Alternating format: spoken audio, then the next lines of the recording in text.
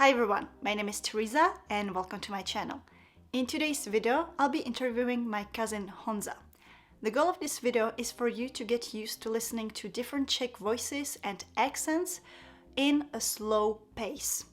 That means that I asked my cousin to speak really slowly, but he'll be using authentic everyday speech. In the first part of this video, you'll be listening to 1.5 minutes of our dialogue, and in the second part, I'll break down 10 words that Honza uses and we use in everyday communication. Let's begin. Jak se jmenuješ a odkud jsi? Kde bydlíš?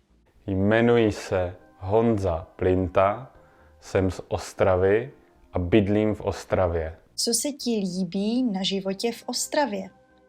Ostrava je krásné, zelené město s dostatkem parkovacích míst. Líbí se mi, že je tady všude blízko, je tady spousta sportovního vyžití a příroda je kousek od Ostravy. Co se ti nelíbí ve tvém městě? Nelíbí se mi některé části Ostravy, kde se nachází ruiny po průmyslové minulosti Ostravy. Jaká místa doporučuješ navštívit ve tvém rodném městě? Určitě stojí za vidění centrum města, vyhlídková věž Nové radnice, dolní oblast Vítkovic, důl Michal a muzeum Landek a zoo Ostrava. Co doporučuješ cizincům, kteří se chtějí naučit česky? Ať nestrácejí sílu naučit se tento těžký jazyk a strašně potěší všechny Čechy, když budou umět cokoliv česky říct.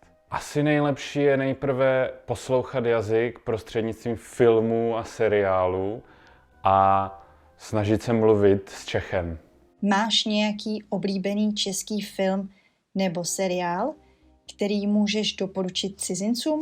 V podstatě jakýkoliv seriál, který lze nalézt online ve videotéce České televize, je super. Doporučil bych seriál Vyprávěj nebo První republika z historie Československa nebo České republiky.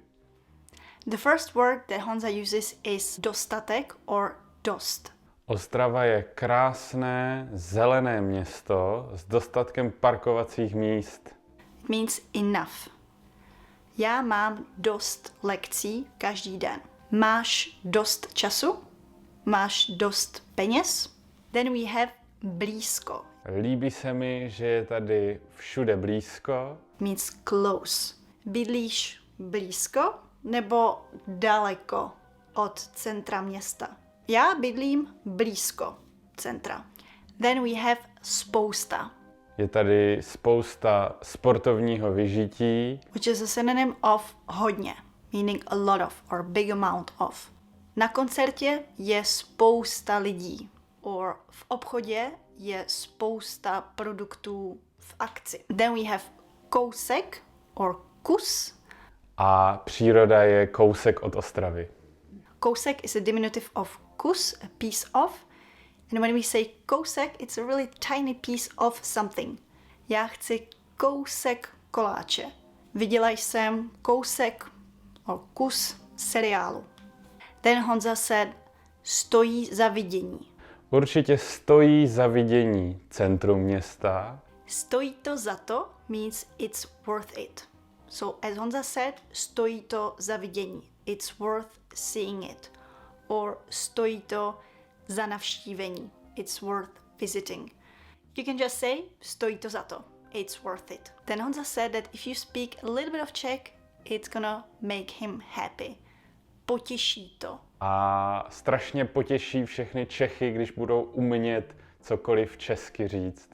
So těšit, if you remember, if you say těší mě, and handshake, nice to meet you, I'm pleased to meet you, těší mě, potěší to, it's gonna make me happy. It's gonna give me joy.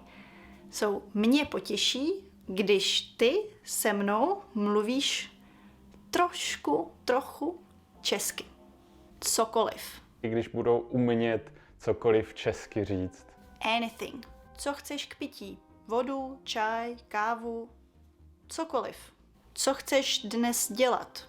Můžeme jít tancovat, můžeme jít do restaurace, Můžeme jít na procházku. Já jsem pro cokoliv. I'm up for anything. We have asi. Asi nejlepší je nejprve poslouchat jazyk. And it means perhaps, probably, I guess. Kolik centimetrů měříš? Já měřím asi 180 centimetrů. Přijdeš dneska na party? Asi jo. Asi ne. I guess so, I guess not. Then, very important, snažit se. A snažit se mluvit s Čechem. To make an effort. So, instead of saying, I'm such a bad student, I don't speak Czech, you can say, učím se česky, snažím se. I'm learning, I'm doing my best, I'm making an effort here. So I would suggest that you incorporate this into your vocabulary. And lastly, v podstatě, V podstatě jakýkoliv seriál, which means basically, that we use quite a lot if you want to rephrase something. Já pracuju v podstatě pořád online. Můžeme se sejít dnes, nebo zítra, nebo o víkendu, v podstatě kdykoliv. Basically anytime. That's it for this video. I really hope that you liked it and found value in it. If you want to download the English translation of this video and support my channel, feel free to head over to the Patreon. The link is down below. I'm planning to do these mini dialogues with some of my other friends who come from different parts of the Czech Republic. So let me know in the comments if you like this idea to listen to different Czech accents and practice new words. Thank you, Honza, for participating in this video. And if you don't know Honza yet, check out our video that we made in Ostrava. The link is also down below. Thanks for watching, and I will see you next week. Ahoj! ahoj!